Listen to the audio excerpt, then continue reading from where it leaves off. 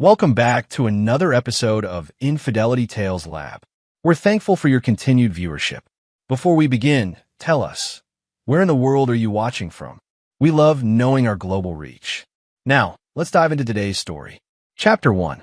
The Foundation Cracks. Robert Mitchell had built his empire from nothing. At 52, he owned 3 successful construction companies, a portfolio of rental properties, and investments that most men could only dream of. His hands, scarred from years of manual labor before he became the boss, still carried the calluses that reminded him where he came from. The penthouse office overlooking downtown gave him a view of half the buildings his companies had erected, but tonight, those same hands trembled as he stared at the photographs spread across his mahogany desk. Tracy, his wife of 23 years, wrapped in the arms of Dylan Pierce, her personal trainer. The images were crystal clear, taken through the window of their lake house, the one Rob had bought her for their 15th anniversary. The same house where they conceived their youngest, Kevin. The irony wasn't lost on him. Rob's private investigator, Tommy Russo, sat across from him, chain-smoking despite the no-smoking policy. Tommy was an ex-cop who'd lost his badge for being too aggressive, but his methods got results. "How long?" Rob asked, his voice steady despite the rage building inside him. 6 months, maybe longer. Your wife's been real careful about covering her tracks, but Pierce? He's sloppy. Thinks with the wrong head. Tommy tapped ash into Rob's crystal paperweight. Neighbor security cameras caught them at least a dozen times. "Want me to dig deeper?" Rob studied the timeline Tommy had constructed. Tracy's sudden interest in fitness, her weekend trips to visit her sister, the way she'd become distant and critical of everything he did. It all made sense now. But what cut deepest wasn't the betrayal itself. It was the calculation behind it. Tracy had been planning this for months, maybe years. "What about the kids?" Rob asked. Tommy shifted uncomfortably. "Amanda knows. Has for a while. She's been covering for your wife, even gave her alibi for some of the meetups. Kevin, he's clueless, but he'd probably side with Mom if it came to light. You know how these custody battles go." The words hit Rob like a physical blow. His daughter, his princess, the one he'd walked down the aisle just 3 years ago, had been complicit in this betrayal. Amanda, who'd asked him for $50,000 for her wedding, who still called him daddy when she wanted something, had been stabbing him in the back. Rob closed the folder and looked out at the city lights. 23 years of marriage, 2 children, a life built on what he thought was solid ground. But the foundation had been rotting from the inside. "I want everything," Rob said finally. "Bank records, phone logs, credit card statements. Every hotel, every restaurant, every lie." And Tommy, he turned to face the investigator, and Tommy saw something in Rob's eyes that made him nervous. "Find out what Pierce values most. Everyone has pressure points." After Tommy left, Rob sat alone in his office until dawn. He didn't go home that night or the next. Instead, he began making calls to lawyers, accountants, and a few other professionals whose services weren't advertised in the yellow pages. By the time Tracy noticed his absence, Rob Mitchell, the man who'd never lost a business deal, never backed down from a fight, never forgiven a betrayal, was already 3 moves ahead. Chapter 2. The Art of War. Tracy Mitchell stood in the master bedroom of their $4 million home, holding her phone with trembling fingers. Rob had been gone for 4 days without explanation, and her calls went straight to voicemail. Dylan paced behind her, his usually confident demeanor cracking. "Maybe he knows," Dylan said, running his hands through his perfectly styled hair. "Rich guys like him have resources. Private investigators, security teams." "Shut up," Tracy snapped. "Rob's clueless. He's probably just having another one of his midlife crisis moments. Remember when he bought that motorcycle?" But deep down, Tracy felt the shift. Rob hadn't touched her in months. She'd assumed it was stress from work. Now she wondered if there was more to it. She'd been so careful, so methodical in her planning. The affair with Dylan had started innocently enough, just sessions at the gym that turned into coffee, then lunch, then afternoon meetings at the lake house. Dylan was everything Rob wasn't. Young, attentive, passionate. He made her feel like the woman she used to be before she became Mrs. Robert Mitchell. trophy wife and mother. The plan had been simple. String Rob along until she could figure out how to maximize her divorce settlement, then disappear with Dylan to start fresh. At 45, she deserved happiness, and Dylan, at 32, gave her that. The prenup she'd signed in her early 20s was ironclad, but she'd been researching ways around it. Infidelity, mental cruelty, hidden assets. There were angles to work. Amanda arrived that evening, letting herself in with her key. At 26, she was a younger version of her mother, beautiful, manipulative, and always looking for the angle that benefited her most. She'd inherited Rob's business sense, but used it for personal gain rather than empire building. "Where's Dad?" she asked, though her tone suggested she already suspected the answer. "Working," Tracy lied smoothly. "You know how he gets when there's a big project." Amanda studied her mother's face. She'd been covering for Tracy's affair because it served her purposes. A messy divorce meant she could play both sides, extract money from both parents.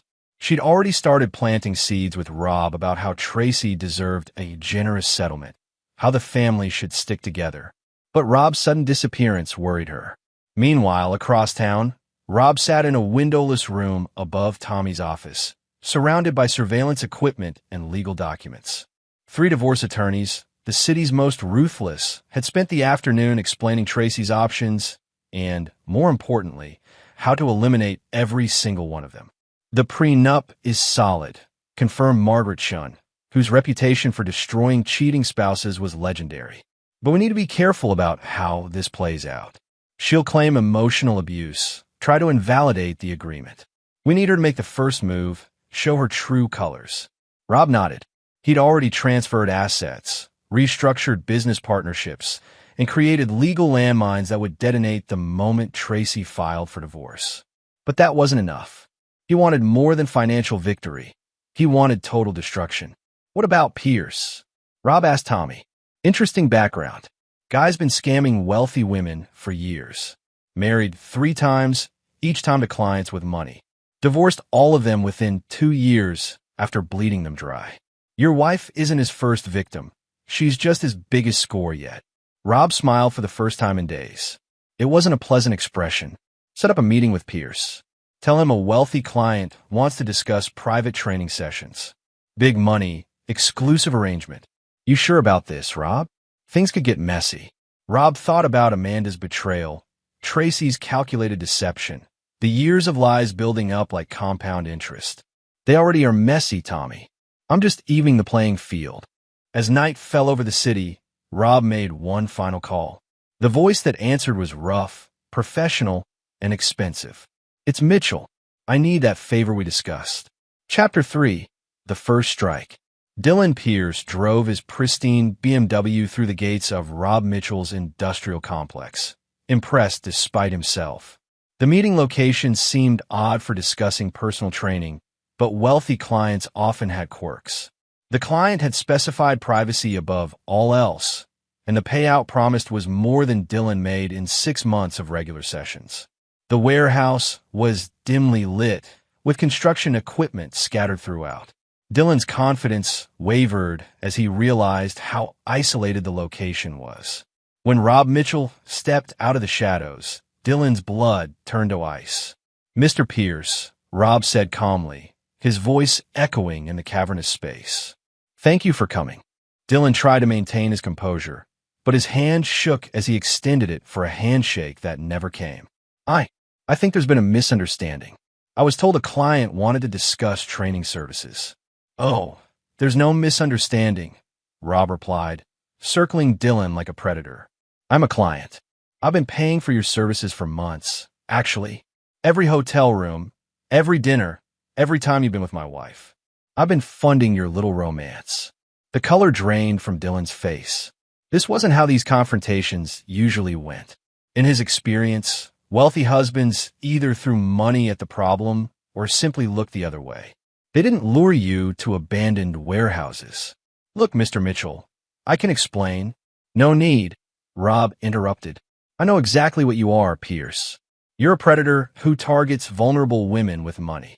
Patricia Henley in Denver took her for $200,000. Jennifer Walsh in Seattle. Left her broke and destroyed her marriage to a tech executive. Should I continue? Dylan's jaw dropped. Rob had done his homework, but more than that, he'd connected dots that law enforcement had missed. Dylan's pattern of operations across multiple states, always staying just within legal boundaries while destroying lives. I don't know what you think you know, but Rob held up a tablet, playing surveillance footage of Dylan with 3 different women in 3 different cities, all wealthy, all middle-aged, all eventually abandoned.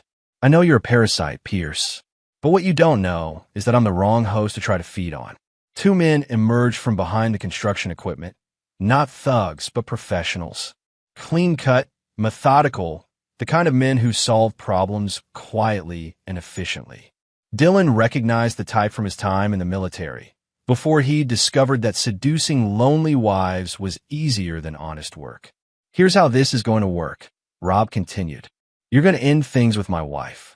Tonight, you're going to tell her you found someone else, that you never loved her, that she was just an easy mark. You're going to break her heart so thoroughly that she'll never recover. And if I refuse, Rob smiled that cold smile again. Then my friends here will ensure that your career seducing wealthy women comes to a permanent end. They're very creative, and I'm very angry. Your choice. Dylan's military training kicked in, assessing his chances. 2 armed professionals in an isolated location, with a man who clearly had the resources to make problems disappear. The smart play was obvious. What guarantee do I have that you'll let me walk away? My word, Rob said simply. Break my wife's heart, disappear from our lives forever, and you'll never see me again. But if you ever contact her, if you ever come back to this city, if you so much as send her a Christmas card. Rob let the threat hang in the air. Dylan nodded slowly. He'd cut his losses before, moved on to easier targets. Tracy Mitchell was beautiful and wealthy, but she wasn't worth dying for. That night, Tracy's world shattered in the parking lot of their usual hotel. Dylan was cold, cruel, efficient in his rejection. He told her she was too old, too desperate, too pathetic. He laughed when she cried, told her she'd been nothing more than a midlife crisis cure for a board trainer looking for easy money. Tracy drove home in a haze of humiliation and heartbreak, not noticing the car that followed her at a distance or the cameras that documented her tears. She found Rob waiting in the living room, sipping whiskey and reading the newspaper as if nothing had happened. "How was your evening, dear?" he asked without looking up. Tracy ran upstairs without answering, locking herself in the bathroom to sob. She had no idea that this was only the beginning, that Rob's true revenge was yet to come, or that her daughter was about to learn the cost of betrayal. Chapter 4. Family Fractures. Amanda Mitchell sat in her father's penthouse office 3 days after Dylan's brutal rejection of her mother, studying Rob's face for any sign of weakness. She'd always been able to read him, to manipulate his love for her into financial advantage. But the man sitting across from her now was different, colder, more calculating. "Mom's devastated," Amanda said, playing the concerned daughter. "She won't come out of her room, won't eat. Maybe you two should talk, work things out. Marriage counseling, or something." Rob set down his coffee and looked at his daughter with eyes that seemed to see right through her. "Interesting suggestion, coming from someone who's been helping your mother deceive me for months." Amanda's practiced expression of concern faltered. "I don't know what you mean, Daddy." "Don't." Rob's voice was sharp enough to cut. "Don't call me that, and don't insult my intelligence. Tommy Russo is very thorough. I have records of every text message you sent giving your mother alibis. I know about the credit card you helped her hide, the phone you bought her specifically for communicating with Pierce. I know everything, Amanda." The silence stretched between them like a chasm. Amanda had always prided herself on being smart, on staying ahead of the game. But looking at her father now, she realized she'd been playing checkers while he'd been playing chess. "You don't understand," she said, her voice smaller now. "Mom was unhappy. You're always working, always focused on business. She needed someone to pay attention to her. So you helped her find someone?" Rob's laugh was bitter. "My own daughter, facilitating my wife's adultery. Do you have any idea what that feels like?" Amanda tried a different approach, the one that had always worked before. Tears welled in her eyes. Her voice became small and vulnerable. "I'm sorry, Daddy. I made a mistake. I just wanted Mom to be happy, and I thought maybe if you knew she was seeing someone, you'd pay more attention to her, fight for her. I never meant for it to go this far." But Rob had seen this performance too many times. The tears that had once melted his heart now only fueled his rage. "You're exactly like your mother. Everything is calculated, every emotion is performed. You didn't want her to be happy. You wanted to hedge your bets. Keep me ignorant while helping her set up her exit strategy." "That's not true." Rob opened a folder and pulled out financial records. 3 months ago, you asked me for money to expand your boutique.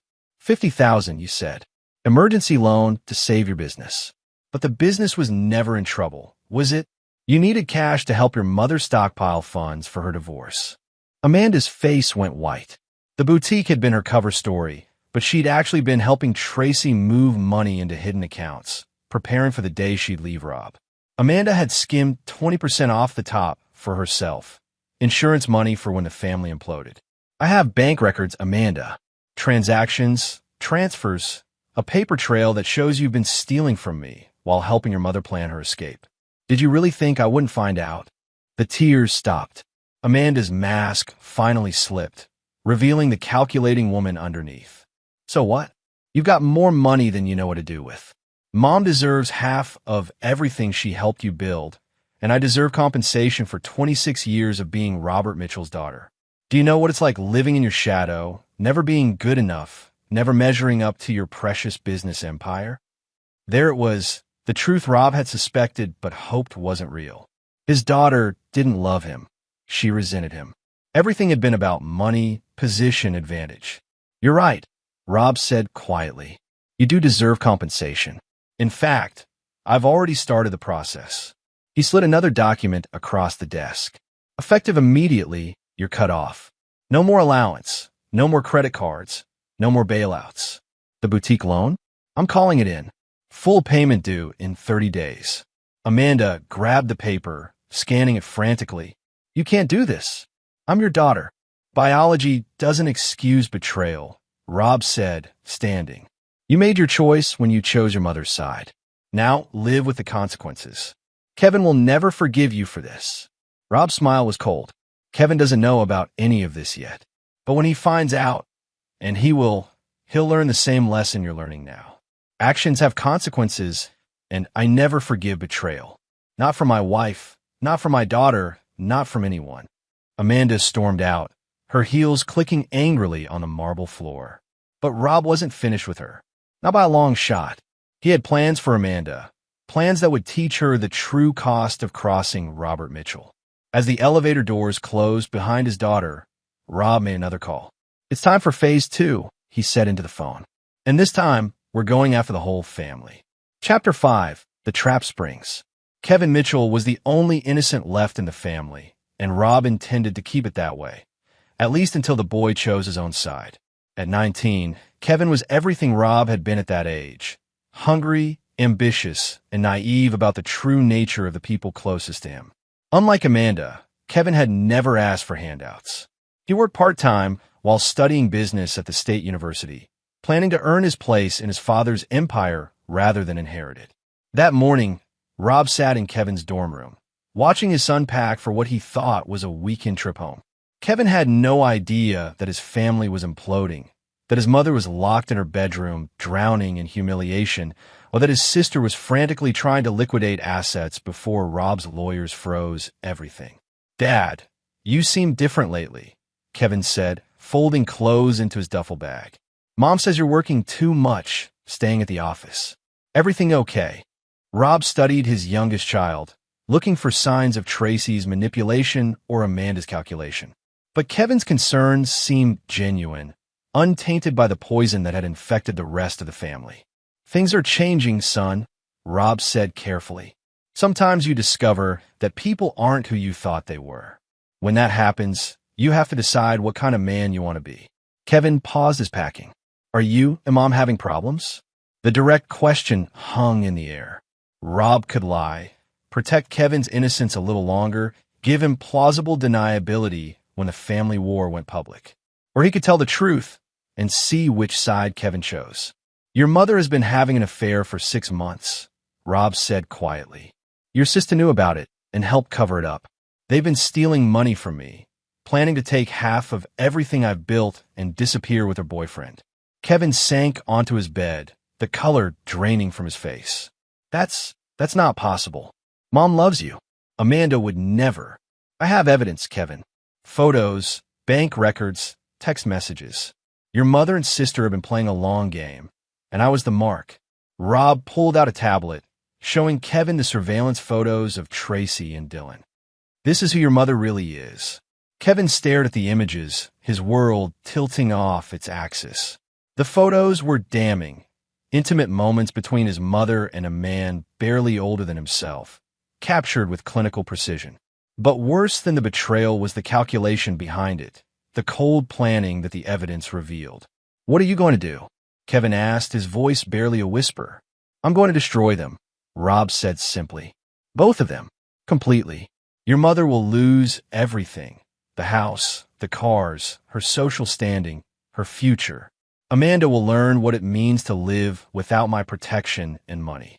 They chose to betray me, and I never forgive betrayal. Kevin looked up at his father, seeing something he'd never seen before. A ruthlessness that was both terrifying and impressive. This wasn't the father who'd taught him to ride a bike or helped with homework. This was Robert Mitchell, the businessman, the man who'd crushed competitors and built an empire through sheer force of will. What about me? Kevin asked. That's your choice, Rob said. You can stand with them, try to hold the family together, forgive and forget. If you do, you'll go down with them. Or you can stand with me and learn what it really means to be a Mitchell. The weight of the decision settled on Kevin's shoulders. He thought about his mother, probably upstairs crying over a man who'd used her and thrown her away. He thought about Amanda, always scheming, always looking for an angle. Then he looked at his father, the man who'd built everything they had, who'd given them opportunities and advantages, only to be betrayed by the people he loved most. They really did this? Kevin asked.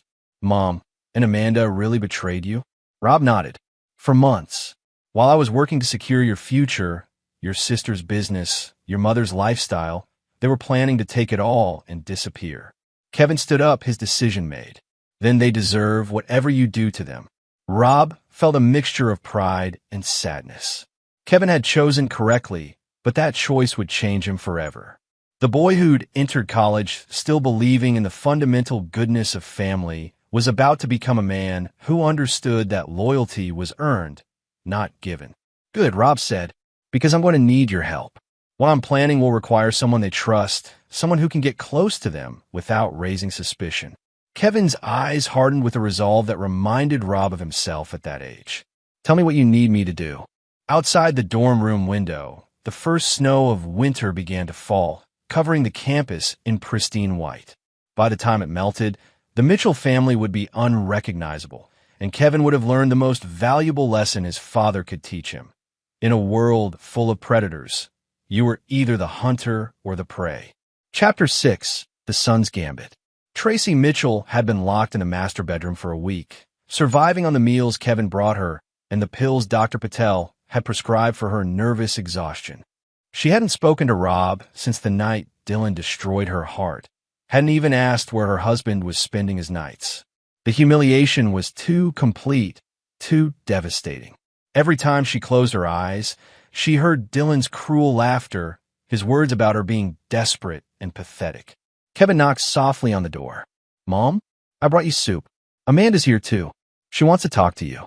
Tracy forced herself to sit up, to look presentable for her children. They were all she had left now.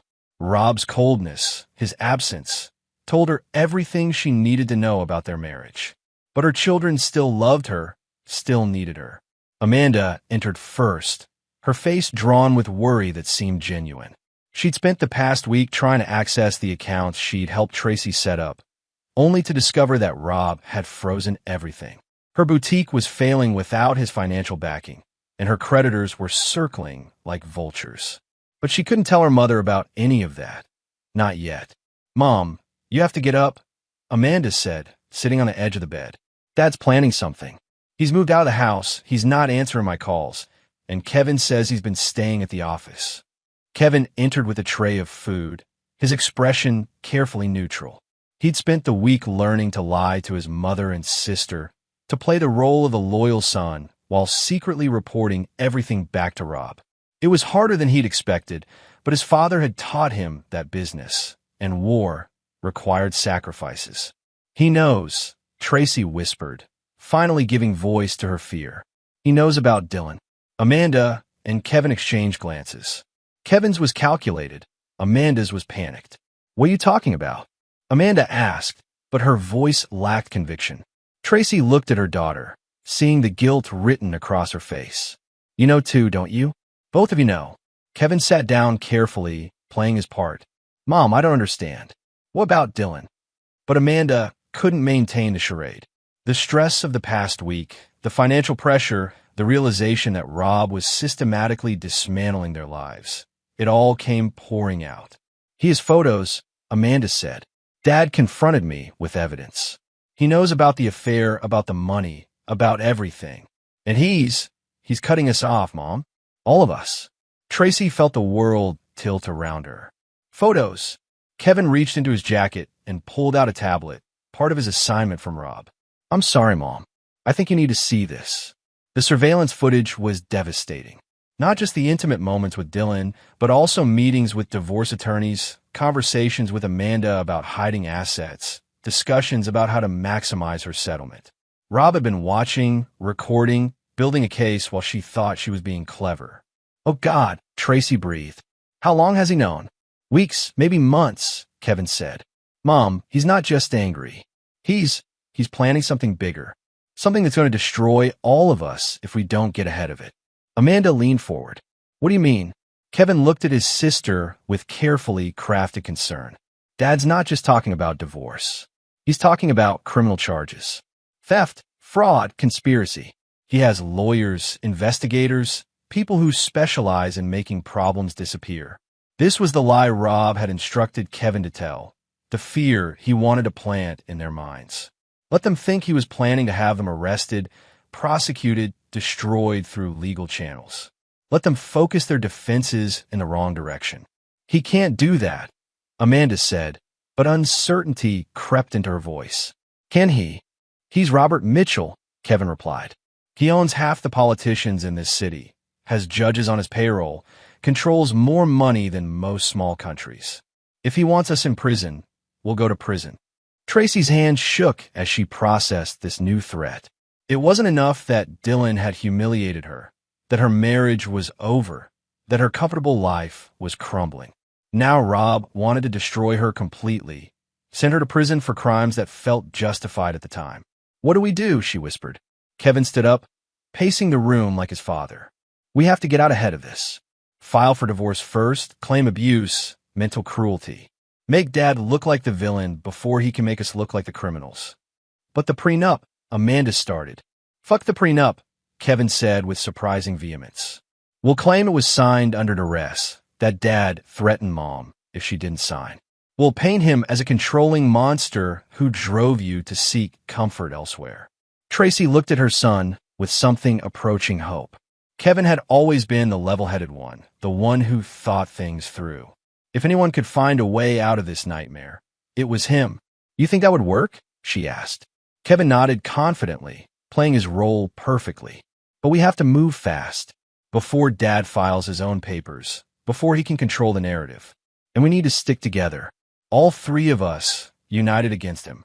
What Tracy and Amanda didn't know was that every word of their conversation was being recorded, that Kevin was wearing a wire, that their desperate planning session would be played back in Rob's office within the hour. They were walking deeper into the trap Rob had set, and Kevin was the bait that made it irresistible. As the family huddled together, planning their doomed rebellion, Rob sat in his office across town, listening to their every word and smiling his cold smile.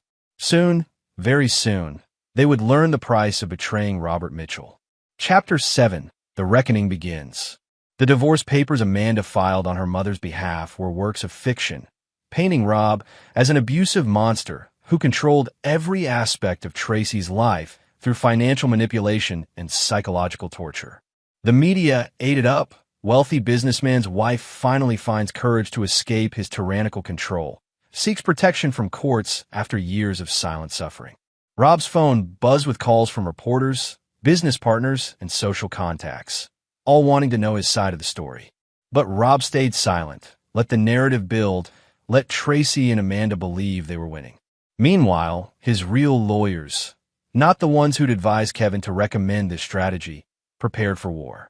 3 days after the filing, Rob's response hit the family like a precision strike.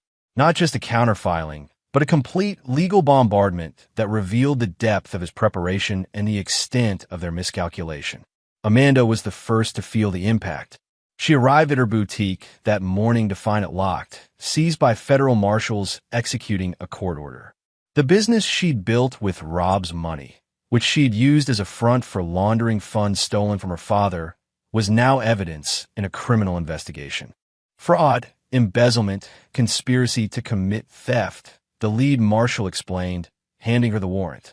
You have the right to remain silent. Tracy watched the arrest on the noon news, her hands shaking as the reporter detailed the charges against her daughter. Illegal financial transfers, hidden accounts, systematic theft from family businesses. The crimes carried sentences of up to 20 years in federal prison. But that was just the opening move. The real devastation came when Tracy opened her laptop and found that every social media account, every email address, every digital presence she maintained for 2 decades had been compromised. Photos of her affair with Dylan were posted everywhere. Not just the intimate moments, but the planning sessions, the discussions about stealing from Rob, the cruel laughter about how easy it was to deceive her pathetic husband. Her friends, her social circle, her charity organizations. Everyone saw Tracy Mitchell for what she really was. Not a victim of an abusive marriage, but a calculating adulteress who'd been caught red-handed. The narrative she'd tried to control was obliterated in a matter of hours. Kevin called that evening, his voice filled with panic that was only partially feigned. Mom, you need to get out of the house. Dad's not just going after Amanda. He's coming for both of us. What do you mean? Tracy asked, though she was already packing, driven by an instinct that told her to run. I think he's been planning this for months. The divorce filing, Amanda's arrest, it's all connected. He let us make the first moves so he could claim we were the aggressors. Now he's going to destroy us completely. Tracy's paranoia, fed by guilt and genuine fear, made Kevin's lies seem like truth. She'd underestimated Rob, thought his love for his family would make him weak. But the man systematically dismantling her life wasn't weak. He was terrifyingly strong. Where can we go? She asked. I have a plan, Kevin said. Meet me at the lake house. We'll figure out our next move from there. The lake house, the scene of her affair, the place where Rob's investigators had gathered their most damning evidence. Tracy's mind was too fractured to see the symbolism, to recognize the trap. She was running on pure survival instinct now, and that instinct told her to trust her son. As Tracy's car pulled out of the driveway for the last time, Rob watched from the security feed in his office. She looked broken, defeated, exactly as he'd intended. But this wasn't the end. This was barely the beginning. He turned to Tommy Russo, who'd been documenting every phase of the operation. Is everything ready at the lake house? Cameras, microphones, the works, Tommy confirmed. Plus your special guest should be arriving right about now. Rob's smile was sharp enough to cut glass. Tracy thought she was running to safety, to the comfort of her son's protection. Instead, she was walking into the most carefully orchestrated confrontation of her life, one that would strip away her last illusions and force her to confront the true cost of her betrayal. The lake house waited in the darkness, and with it, the final act of Robert Mitchell's revenge. Chapter 8. The Lake House Confrontation. Tracy arrived at the lake house as the sun set over the water, painting the sky blood red. The building looked different in the dying light, ominous rather than romantic, a monument to her stupidity rather than her secret happiness. Every window seemed to watch her. Every shadow seemed to hide an observer. Kevin's car was already in the driveway, but something felt wrong. The lights were on inside, but she could see figures moving that didn't match her son's silhouette. Her survival instinct screamed at her to run, but she had nowhere left to go. Her bank accounts were frozen, her credit cards canceled, her social circle destroyed. Kevin was all she had left. She knocked on the door she'd once entered with Dylan's key, and Kevin answered with a smile that didn't reach his eyes. "Mom, thank God you made it. Come in, we need to talk." Tracy stepped inside and froze. Rob sat in the living room armchair like a king holding court, flanked by Tommy Russo and two other men she didn't recognize. But it was the fourth figure that made her blood turn to ice. Dylan Pierce, bound to a chair with duct tape over his mouth, his face a mess of bruises and terror. "Hello, Tracy," Rob said calmly. "So good of you to join us. Please sit down." Tracy looked at Kevin, confusion and betrayal warring in her expression. "Kevin, what is this?" "This is education," Rob answered before Kevin could speak. "For all of us. Kevin, tell your mother what you've learned this past week." Kevin's mask finally slipped completely, revealing the cold calculation he'd inherited from his father. "I learned that loyalty has to be earned, Mom, and that you never earn mine." The words hit Tracy like physical blows. Her baby, her youngest child, the one she'd thought still loved her unconditionally, had been working against her all along. "Kevin, please," she whispered. "Please what?" Kevin's voice was harder than she'd ever heard it. "Please forgive you for cheating on Dad. Please ignore the fact that you and Amanda tried to steal from the man who gave us everything. Please pretend that you didn't laugh about how pathetic he was while you were fucking your trainer." Rob watched the confrontation with satisfaction. Kevin's transformation was complete, from naive boy to ruthless man in the span of a week. The betrayal had forged him in the same fires that had once forged Rob himself. "Sit down, Tracy," Rob said again, his voice carrying the authority of a man who'd never learned to accept no for an answer. Tracy sank onto the couch, her eyes fixed on Dylan.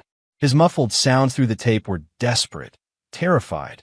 Whatever had happened to him before she arrived had broken something fundamental inside him. "Do you know what Mr. Pierce told me when I asked him about you?" Rob asked conversationally. "He said you were pathetic. A desperate middle-aged woman throwing herself at a man young enough to be her son. He said fucking you was like doing charity work, unpleasant but profitable." Each word was a carefully placed knife, designed to cut deep and leave scars. Tracy's face crumpled, but Rob wasn't finished. "But that's not the worst part," he continued. "The worst part is that he was right. You were pathetic. A woman who had everything. A husband who loved her, children who respected her, a life of luxury and comfort. And threw it all away for what? A few hours with a professional con man who saw you as nothing more than a paycheck." "Rob, please." Tracy tried to speak, but he cut her off. 23 years of marriage, Tracy. 23 years of building something together, of trusting you, of believing that we were partners. And you repaid that trust by planning my destruction while smiling to my face every morning. Rob stood up, walking to the window that overlooked the lake. "This house was supposed to be our retreat, our private sanctuary. Instead, you turned it into a brothel, defiled every room with your betrayal. Do you have any idea what that feels like?" Tracy was crying now, but Rob felt no sympathy. Those tears were for herself, for her situation, not for the pain she'd caused. "But here's what you never understood about me, Tracy. I don't forgive. I don't forget. And I don't show mercy to people who betray me." He turned back to face her, his eyes empty of any warmth or love. Not even family. Tommy stepped forward, handing Rob a tablet. "The transfer is complete, boss. Everything's been moved to the offshore accounts." Rob nodded, then looked at Kevin. "Son, would you like to tell your mother what's happened to her future?" Kevin's smile was his father's smile, cold, victorious, final. "All of it, Mom. Every account you set up, every asset you try to hide, every penny you thought you'd stolen. Dad found it all, and now it's gone. You have nothing left." Tracy looked around the room at the men who held her life in their hands. Her husband, her son, and the professionals who did their dirty work. She was completely alone, completely powerless, completely destroyed. What are you going to do to me?" she whispered. Rob's answer was simple, final, and absolutely terrifying. Everything. Chapter 9. The Price of Betrayal. The final phase of Rob's revenge unfolded with the precision of a military operation. Tracy's destruction wasn't just financial or social. It was complete erasure from the life she'd known. The woman who'd once commanded respect at charity galas and country club luncheons ceased to exist, replaced by a cautionary tale whispered about in the circles she'd once ruled. Amanda's trial became front-page news, her desperate attempts to claim innocence crumbling under the weight of evidence Rob had methodically gathered. The jury saw the bank transfers, heard the recorded conversations, watched surveillance footage of her systematically looting her father's businesses. The 20-year sentence was announced on a Tuesday morning, and Amanda was led away in shackles while photographers captured every moment of her humiliation. Tracy attended the sentencing alone, her request for reconciliation with Kevin ignored, her pleas to Rob for mercy met with cold silence. She'd sold everything of value, jewelry, clothes, even the car, to pay for Amanda's defense attorney, but hadn't mattered. Rob's evidence was overwhelming, his legal team ruthless in their prosecution. Dylan Pierce had disappeared entirely after that night at the lake house. Some said he'd left the state. Others whispered darker possibilities. Rob never confirmed or denied the rumors, but his smile when asked about Dylan's whereabouts told everyone what they needed to know about the price of crossing Robert Mitchell. 6 months after the divorce was finalized, Tracy worked as a night shift clerk at a gas station on the wrong side of town. The prenup had held up perfectly, leaving her with nothing but the clothes on her back and the memories of a life she'd thrown away. Her reflection in the store's security mirror showed a woman aged beyond her years, worn down by consequences she'd never imagined possible. Kevin visited her once, not out of love, but to deliver his father's final message. "He wants you to know it's over," Kevin said, standing by the register where his mother counted cigarette packs for minimum wage. "You can stop looking over your shoulder, stop waiting for the next shoe to drop. His revenge is complete." Tracy looked at her son, tall, confident, wearing a suit that cost more than she made in 3 months. Rob had promoted Kevin to vice president of operations, fast-tracking him through the business world as a reward for his loyalty during the family war. "Do you ever think about what we used to be?" Tracy asked. "When you were little, when we were happy." Kevin's expression didn't change. "We were never happy, Mom. We were just good at pretending. The difference is that now we don't have to pretend anymore." He left without saying goodbye, and Tracy knew she'd never see him again. The son she'd raised, who'd once needed bedtime stories and goodnight kisses, was gone forever, replaced by his father's protege. Rob himself never spoke to Tracy again. She'd glimpse him occasionally in news reports or business magazines, usually announcing another acquisition or charitable donation. He'd remarried within 2 years, a younger woman from a good family who understood the value of loyalty and the price of betrayal. They had children together, a new family built on the ruins of the old one. On cold nights, when the gas station was empty and Tracy had nothing but her thoughts for company, she'd remember the moment she'd decided to betray her marriage. It had seemed so simple then, so justified. Rob worked too much, paid too little attention, took her for granted.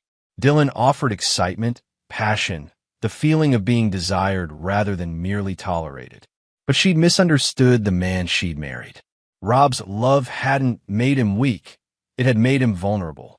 And when that vulnerability was exploited, when his trust was betrayed, he'd become something far more dangerous than she'd ever imagined possible. The gas station security cameras captured her tears, just as other cameras had once captured her laughter with Dylan. But there was no one left to see her pain, no one left to care about her regrets. She'd chosen her path when she'd chosen to betray the one man who'd loved her unconditionally, and now she was walking that path alone. Robert Mitchell had taught his family the most valuable lesson he knew, that betrayal always comes with a price, and that price is always more than the betrayer can afford to pay. Tracy Mitchell paid that price every day, in the reflection of security mirrors and the memory of everything she'd lost. Some mistakes can be forgiven. Some betrayals can be overcome. But some choices echo forever, and Robert Mitchell had made sure that Tracy's choice would echo for the rest of her life.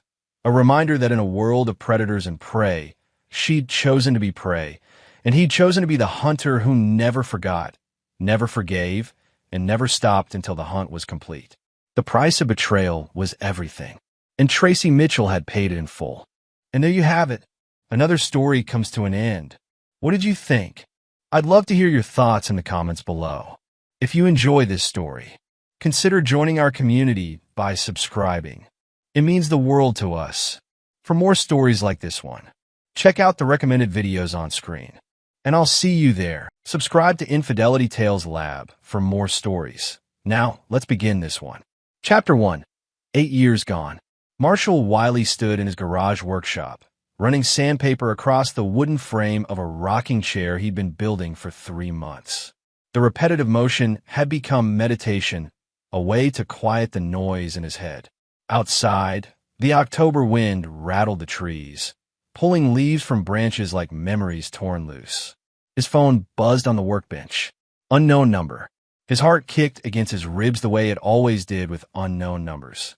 8 years of false leads had conditioned him to expect disappointment, but he never stopped hoping. Hello. Silence. Then breathing. Young, female, afraid. Dad. The sandpaper fell from his hand. He'd imagined this moment 1,000 times, but nothing prepared him for the actual sound of his daughter's voice. Older now, rougher around the edges, but unmistakably Emma's. Emma? Baby, is that you? His voice cracked. Dad, please don't hang up. I only have a few minutes. She was whispering. I'm so sorry. I'm so sorry. Where are you? Are you safe? Is Corey with you? Questions tumbled out. Listen to me. We don't have time. I'm in Ashford, Montana. It's a small town, maybe 2,000 people. We've been here the whole time, Dad. The whole time. Her voice broke. Mom told us you were dead.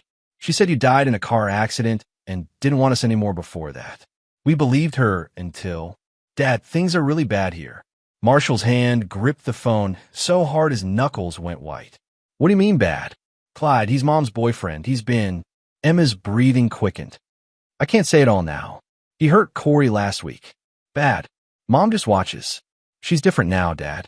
She's not the person you married. I found an old phone in a storage unit we're not supposed to go in. I found pictures of us before. That's when I knew she lied about everything. I'm coming right now. Give me an address. 143 Hollow Creek Road. It's outside town, past the old lumber mill. But Dad, her voice dropped to barely audible. Clyde has friends here. The sheriff, Cecil Mitchell, he's Clyde's cousin. Nobody will help us. When you come, you have to be careful. These people are dangerous. Clyde isn't just some loser. He runs things here. Bad things. A door slammed in the background. Emma gasped. I have to go. Please hurry. Corey needs you. I need you. Dad, The line went dead. Marshall stood frozen, phone pressed to his ear, listening to nothing. Then he moved. He'd kept a go bag packed for 8 years. Always ready, always hoping. He grabbed it from the closet, threw in the files he'd maintained on Trisha, and pulled out the locked box from under his bed. Inside, cash, 3 fake IDs Ben Pratt had made him, a Glock 19, and the journal where he'd documented every detail of his search. He'd burned through his inheritance hiring private investigators, following leads, filing police reports that went nowhere. The cops called it a custodial situation. Trisha had joint custody, no violence on record. Technically, she could take the kids anywhere. But Marshall knew better. The way she'd vanished, no forwarding address, disconnected phone, social media deleted, that wasn't a fresh start. That was running. He loaded the Glock, grabbed his truck keys, and called James McPherson on the way out. James, I found them. What? Marshall, are you serious? Emma called. They're in Montana. I'm leaving now. Wait, slow down. You need to think. I've been thinking for 8 years. I'm done thinking. James sighed. Then I'm coming with you. Don't argue. You'll need someone watching your back. Marshall didn't argue. James had been his best friend since college, had helped search countless towns, had been there through the darkest nights when Marshall considered giving up. Meet me at the Junction gas station off I-90 in 2 hours. I'll be there. Marshall, be smart. Get your kids back, but don't become something you can't live with. Marshall ended the call. That ship might have already sailed. Over 8 years, he'd learned things about himself, how far he'd go, what he was capable of when everything was taken from him. He'd traced Trisha to 3 different states before the trail went cold. He'd confronted her parents, who claimed they didn't know where she was. He'd paid Ben Pratt $15,000 to hack phone records and financial databases. Nothing. Trisha Donnelly Wiley had become a ghost. But ghosts could be found, and when you found them, they could be made to pay. Chapter 2. Ashford. The drive took 23 hours straight, Marshall and James switching off every 4 hours. They rolled into Ashford just after sunrise, the town emerging from mist like something from another era. Main Street stretched 6 blocks.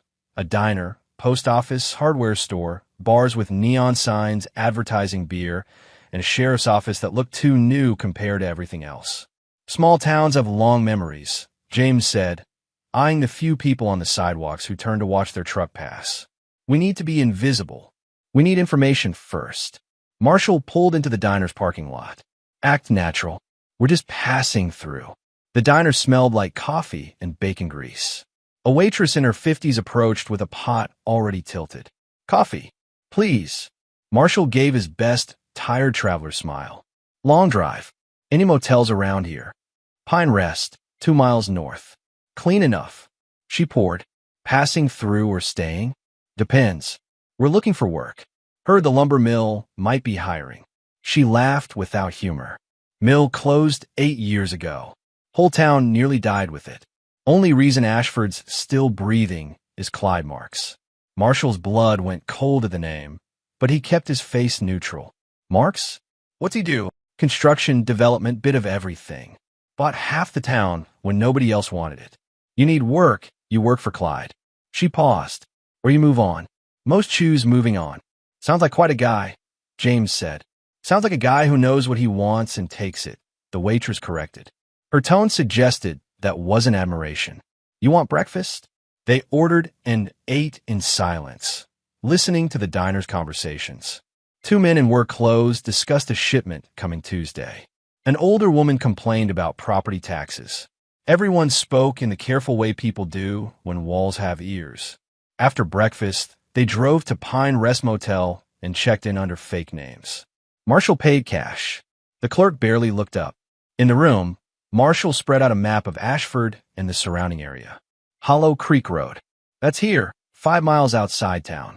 Isolated, which means nobody to hear anything, James said darkly. What's the play?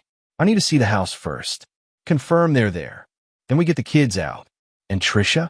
This Clyde person? Marshall's jaw tightened. Then we make them understand what they took from me. They waited until dark. Hollow Creek Road wound through thick pine forest, houses sparse and set back from the road. Number 143 was a 2-story cabin-style home, lights on in multiple windows. 2 vehicles in the driveway, a Toyota Camry Marshall recognized as Trisha's old car, and a lifted Ford F-350 with custom wheels. Marshall parked a quarter-mile away and approached on foot through the trees. James stayed with the truck, engine running, ready. Through the lit windows, Marshall saw his daughter. Emma sat at a kitchen table, head down, shoulders hunched. She looked too thin, her hair longer than he remembered, wearing clothes that hung loose on her frame. A woman moved through the frame. Trisha, still beautiful, but harder somehow, edges sharp where they'd once been soft. Then Clyde Marks entered. Tall, broad-shouldered, with a beard and sleeve tattoos. He said something Marshall couldn't hear. Emma flinched. Clyde grabbed her arm, yanked her up. Trisha said something, but didn't intervene. Clyde shoved Emma toward the stairs. Marshall's vision went red. His hand went to the Glock. Every muscle screamed to kick in that door. A hand clamped on his shoulder. James had followed, was pulling him back. Not like this, James hissed. You going hot, someone gets hurt. Maybe Emma. Marshall let himself be pulled into the trees, but he couldn't tear his eyes from the house. A light came on in an upstairs window. He saw Emma's silhouette, saw her sit on a bed and put her head in her hands. Tomorrow, Marshall said. Tomorrow I get them out. Ow, I haven't figured that part out yet. Chapter 3. The Horrifying Truth. Marshall spent the next day watching. The house had a routine. Clyde left at 8 a.m. in the F-350, returned around 6 p.m. Trisha left for town around 10 a.m., came back with groceries. The kids never left. Not once. That evening, Emma appeared on the back porch briefly. She looked around nervously, then walked to the edge of the tree line. Marshall moved through the shadows until he was close enough to whisper, "Emma." She spun, terror on her face, then recognition. "Dad!" Tears spilled immediately. She started toward him. "No, stay there. Anyone watching? Corey's keeping Mom distracted. Clyde's not back yet. Dad, you have to understand what's happening here. It's not just... He's trafficking. Clyde runs girls through this town. Young girls. He tried to make me." She couldn't finish. Marshall's world tilted. "He touched you." "He tried. I fought him off," told Mom. "She said I was lying, that I wanted attention. But I found evidence, Dad. In that storage unit. Pictures, files, money. He's moving girls across state lines. Using the lumber mill as a front. The sheriff knows. Half the town works for him in some way. Where's Corey?" "Upstairs. Clyde beat him last week because he talked back. Broke his arm. Mom told the doctor he fell. The doctor didn't even question it. Clyde pays him too." Emma wiped her eyes. "I wanted to run, but Corey's too scared and I won't leave him. Well, I found that phone and those pictures of us from before, saw Mom's lies. I had to call you. I knew you'd come. I knew it. I never stopped looking, baby. Not for one day. I know. I found your letters, the ones you sent to Grandma and Grandpa Donnelly. They gave them to Mom. She burned them in front of us, said you were harassing us. But I read one before she could burn it. You never gave up." Marshall's hatred for Trisha crystallized into something cold and purposeful. "Here's what's going to happen. Tomorrow night, when Clyde's gone, he's leaving tomorrow for 3 days. Business in Idaho. It's the perfect time. Tomorrow night, you and Corey walk out that door. I'll be waiting at the tree line at midnight. Pack light, just what you need. Can you do that?" Emma nodded. "There's more you need to know. Clyde has files on everyone. Insurance. Names, crimes, payments. It's how he keeps the sheriff loyal. The files are in a safe in the basement. I've seen him open it. If you could get those, just get yourself and your brother ready. Let me worry about Clyde. Dad, I want him dead. Is that awful? I want all of them dead." Marshall pulled his daughter into a brief, fierce hug through the fence. "That's not awful. That's human. Now go before someone sees." She disappeared back into the house. Marshall returned to James, his mind racing. "Well," James asked, "it's worse than I thought. Clyde's trafficking girls. Using the old mill. Sheriff's on payroll. Emma says he has files. Evidence on everyone." Marshall's hands shook with fury. "He tried to touch my daughter, James. He beat my son." Trisha watched. James was quiet for a long moment. "What's the play?" "We get the kids tomorrow night. After that," Marshall's voice went flat. "After that, I burn it all down." Chapter 4. Gathering Evidence. With Clyde gone and the kids' escape planned, Marshall had less than 48 hours to prepare. He needed leverage, needed evidence, needed something that would ensure Clyde and Trisha couldn't come after them when this was over. He started with Ben Pratt, the private investigator who'd helped before. The call was brief. "I need everything you can find on Clyde Marks, Ashford, Montana. Criminal history, business records, associates, and Sheriff Cecil Mitchell. Money's not an issue." "How fast?" 24 hours. "That's not much. Ben, my kids are in that house. Whatever you need to charge. I'll call you back in 12. Next, Marshall drove into town. The hardware store clerk was friendlier than the diner waitress, chatty about local history. Marshall played the interested newcomer. "That old mill property, someone said might be for sale." "Mill? That's Clyde Marks' property now. Bought it 8 years back for pennies. Supposed to be redeveloping it, but nothing much happens there except trucks coming and going at night." "Night shipments? That's odd." The clerk lowered his voice. "Between you and me, folks don't ask questions about Clyde's business. Healthier that way." Marshall bought zip ties, duct tape, and rope, items that wouldn't seem connected. He paid cash. He found Christy Moyer, Emma's friend, at the town library. The girl was 17, dark hair, suspicious eyes. Marshall approached carefully. "Christy? I'm Emma's father. She studied him. Emma said you might show up. She showed me your picture from when she was little." Pause. You're really taking them away? Tomorrow night. Did she tell you anything else? Christy glanced around nervously. She told me about Clyde. About what he's doing. My cousin Meg disappeared last year. Sheriff said she ran away, but Meg wouldn't do that. I think. She swallowed hard. I think Clyde took her. Your cousin. What's her full name? Meg Moyer. She was 16. Marshall felt sick. I'm going to stop him, Christy. But I need help. Can you get me into the mill tonight? The old mill? What? Emma said that's where he operates from. I need to see for myself. Christy bit her lip. There's a broken window on the west side. The alarm doesn't work there. Clyde's too cheap to fix it. But if you get caught, I won't get caught. What time does security patrol? Clyde's guys drive by every 2 hours. Last pass is 2 a.m. That gave Marshall his window. Chapter 5. Into the dark. At 2:30 a.m., Marshall and James approached the lumber mill. The building loomed against the night sky, all dark windows and rusted metal. Christie's broken window was easy to find. Inside, the mill still smelled of sawdust and machine oil, but sections had been renovated. Offices, rooms with locks on the outside, a basement entrance. This is wrong, James whispered, shining his flashlight on the locked doors. Those are holding rooms. Marshall tried a door. Locked. He used a crowbar from his bag, popped the lock. Inside, mattresses on the floor, restraints bolted to the wall, empty food containers. The walls had scratches, tally marks counting days. Jesus Christ, James breathed. They photographed everything. Marshall's hands trembled with rage, but he forced himself to be methodical. Evidence. He needed evidence. The office was on the second floor.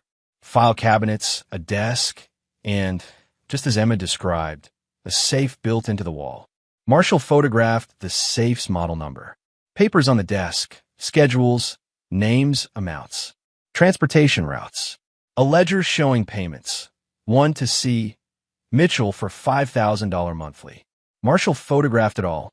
A noise outside. Flashlight beams through windows. We need to go, James urged. They slipped out the way they came, seconds before Clyde's security made their rounds. In the truck, Marshall uploaded everything to an encrypted cloud drive Ben had set up. His phone rang. Ben, you're not going to believe what I found, Ben said. Clyde Marks has a record, sealed juvenile file, but I got in. Assault, attempted kidnapping. His cousin Cecil Mitchell made evidence disappear in 3 separate domestic violence cases over the past 5 years. And your ex-wife? She changed her name legally 6 years ago. She's not Tricia Wiley anymore. She's Tricia Marks. Marshall's stomach dropped. They married. Common law. And there's more. Property records show 3 properties in Clyde's name that are flagged by FinCEN for suspicious cash transactions. The feds are watching him. Marshall. They just haven't moved yet. Why not? Because they're building a case. Federal trafficking investigation. But it moves slow. And in the meantime, Ben paused. I found something else. Missing persons reports from 5 states. All young women. All last seen in towns near Clyde's properties. One of them is Meg Moyer. Marshall closed his eyes. How do I contact the feds? You don't. They'll want you to back off. Wait for their case. Could take years. I don't have years. I have tonight. Then be careful. Federal agents don't like vigilantes. After Ben hung up, Marshall sat in silence. James waited. I know what you're thinking, James finally said. But we get the kids first. Then we figure out the rest. There are other girls, James. Maybe still alive somewhere. If we run, they stay trapped. You can't save everyone. No, but I can stop the man doing this. Chapter 6. The Plan. Marshall needed allies, but Ashford offered few options. The sheriff was corrupt, local cops on Clyde's payroll, townspeople too scared. But fear could be turned into motivation. He found 5 families whose daughters had gone missing. He visited them one by one, showed them the photos from the mill, told them what he'd found. I can't bring your daughters back, he told each family, but I can give you justice. Tomorrow night, I'm bringing Clyde Marks down. I need witnesses. I need people willing to call the state police, the FBI, the press. I need you to be brave. Most were too scared, but 3 families agreed. 3 families who'd been silent too long, who wanted their revenge too. Ralph Lewis, whose daughter Gabriella had vanished 2 years ago. What do you need? Tomorrow at 11 p.m., be ready to make calls. I'll give you phone numbers. Federal agents, state police, media contacts. You tell them everything. Show them the photos I'm sending you. Next was Carla Donnelly, Trisha's own sister, who'd cut contact years ago. Carla, I know you and Trisha aren't close anymore. She's dead to me, Carla said bitterly. They met at a coffee shop in the next town over. It's been since she ran off with those kids. I told her Clyde was poison, but she wouldn't listen. He gave her pills, got her hooked, made her dependent. Then he owned her. Pills. Marshall hadn't known. Oxy first, then fentanyl. Clyde controls the supply. She'd do anything for her fix now. That's why she stays, why she lets him. Carla's voice broke. I try to help. She chose him. Marshall processed this. Trisha wasn't just complicit. She was trapped in her own way. But that didn't excuse what she'd done to Emma and Corey. Tomorrow night, I'm getting the kids out. There's going to be fallout. Clyde won't let them go without a fight. What do you need from me? Testimony. About Trisha's addiction. About Clyde's control. When the authorities come, I need people who'll talk. Carla nodded. You get those kids safe, I'll tell them everything. The pieces were falling into place. Marshall spent the rest of the day preparing. Burner phones, escape route mapped, fake identities updated. He called a lawyer in Seattle, someone Ben recommended, and prepped them to file for emergency custody. At 10 p.m., he and James got into position. Midnight was close. Last chance to back out, James said. Marshall checked his Glock. I've got 8 years of reasons not to back out. His phone buzzed. Emma, ready. Corey scared but packing. Mom's passed out. Pills. Marshall typed back. 12 a.m. Tree line. Bring nothing you can't carry. Then he waited, watching the house, counting down minutes that felt like hours. Chapter 7. Extraction. At 11:57 p.m., the back door opened.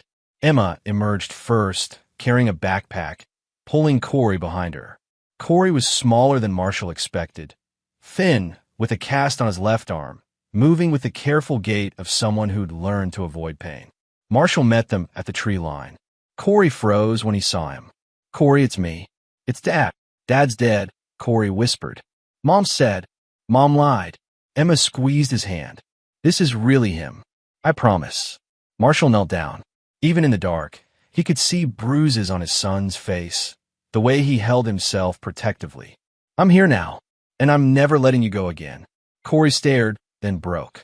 He threw himself at Marshall, sobbing. Emma joined them, and for one perfect moment, Marshall had his children back. Then lights blazed from the house. Emma, Corey, Trisha's scream split the night. She stood on the porch, phone in hand. Someone took the kids. Run, Marshall commanded. They sprinted for the truck. James had it running, door open. Behind them, more lights.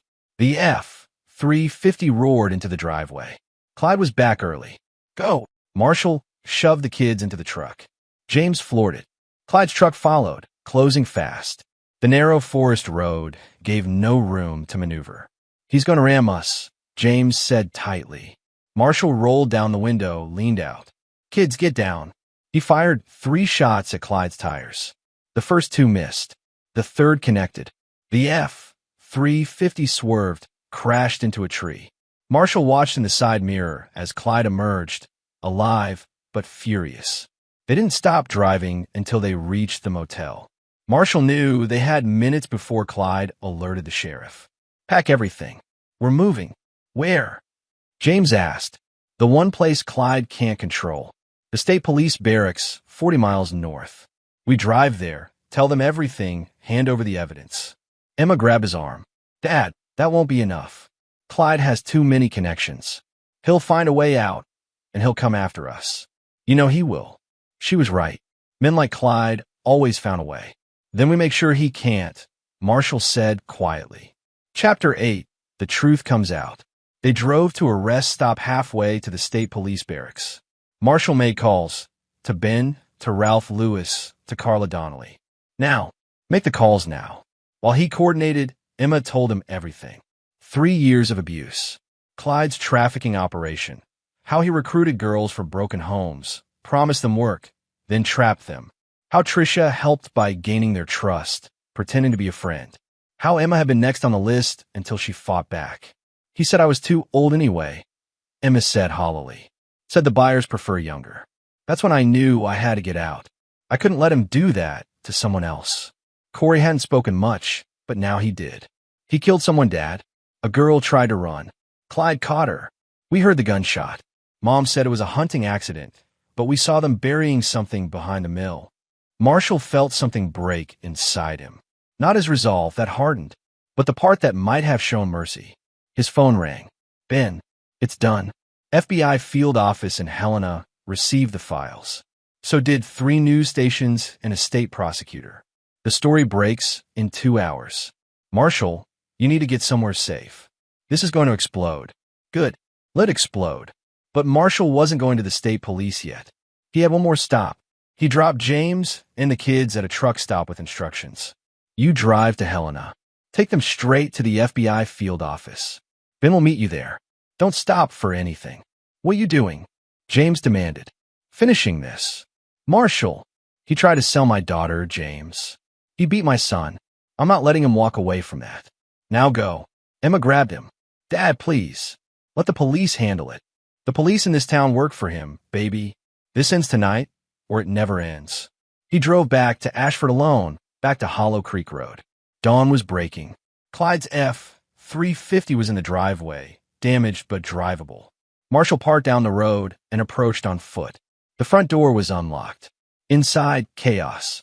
Trish on the couch, scratching at her arms, withdrawing. Clyde paced, phone pressed to ear. I don't care what it costs, Cecil. Find them. They've got. He saw Marshall. The phone fell. You. Me. Clyde reached for a gun on the table. Marshall's Glock was already aimed. Don't. You took my kids, you son of a... I took them like kids. The ones you beat and try to traffic. Yeah, I know everything, Clyde. Federal agents know too. Right now, they're getting warrants. It's over. Tricia stirred. Marshall. She looked worse up close, hollow-eyed, track marks visible. You're alive? Did you really think I was dead? Or did you just want to believe it because it was easier than admitting what you'd done? I didn't have a choice. He said if I didn't help, he'd. You had every choice. You chose pills over our children. You watched him hurt them. You helped him hurt other people's children. Marshall's voice was cold. You're not a victim, Tricia. You're an accomplice. Clyde moved. Marshall shot him in the leg. Clyde went down screaming. That's for Corey's broken arm, Marshall said. He shot him in the other leg. That's for touching my daughter. Jesus Christ, you're insane. Clyde writhed on the floor. No, I'm a father. Marshall pulled out zip ties, bound Clyde's hand behind his back. You're going to live, unfortunately, because you're going to prison for a very long time. And I want you to suffer every day knowing you're never getting out. Sirens in the distance. Not local. These were different. State police. Ralph Lewis had made his calls. The cavalry was coming. Marshall turned to Tricia. You're going to get clean. You're going to testify against him. And you're never seeing our kids again. If you try, I'll make sure everyone knows exactly what you did. Every detail. Every girl you helped him trap. Your sister's already talking. Others will too. Tricia sobbed, curling into herself. The state police burst in, guns drawn, and found Marshall standing over Clyde with his hands up. Marshall Wiley? We need you to come with us. I know. Just do me one favor. Check the basement of the old lumber mill. There might be girls still alive down there. Please. The lead officer studied him. We got teams heading there now. Thanks to your information. He cuffed Marshall. Procedure, he explained. You're not under arrest. But we need your statement. As they led Marshall out, he saw Cecil Mitchell being cuffed near his patrol car. Others too. Clyde's network collapsing like dominoes. It was over. Chapter 9. 8 years later. Marshall stood at Emma's college graduation, watching her walk across the stage to receive her degree in social work. She'd spent the last 4 years healing, getting therapy, helping other survivors. She turned her trauma into purpose. Corey sat beside him, now 22, studying criminal justice. The cast had come off years ago, but the emotional scars took longer. Still, he was good. They were both good. The trial had been national news. Clyde Marks sentenced to life without parole on trafficking, kidnapping, and murder charges. They'd found Meg Moyer's body behind the mill, along with 2 others. 3 more girls were rescued alive from a property in Idaho. Tricia took a plea deal, 20 years, eligible for parole in 12. Her testimony had been crucial. Marshall hadn't spoken to her since that night. Emma and Corey had seen her once during the trial. They'd told her they forgave her, but they didn't want her in their lives. She'd accepted that. Cecil Mitchell got 15 years. Dozens of others caught in the sweep. Ashford's corruption exposed, cleaned out. Marshall had faced charges for shooting Clyde, but with the evidence of what Clyde had done and testimony about the immediate threat, the prosecutor declined to file. Self-defense of others, they called it. After Emma received her diploma, she found Marshall in the crowd. "Hey, Dad. Hey, graduate." He hugged her tight. "Proud of you, Em. Couldn't have done it without you. You never stopped looking for us. Never crossed my mind to stop. I know. That's why we're okay now. Because even when we didn't know you were searching, you were. You never gave up on us." Corey joined them. Group hug moment.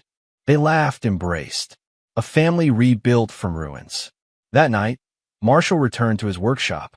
The rocking chair he'd been building 8 years ago sat in the corner, finished now.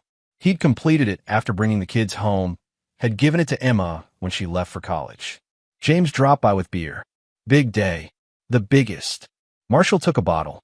"Thanks for being there, James. For all of it. Where else would I be?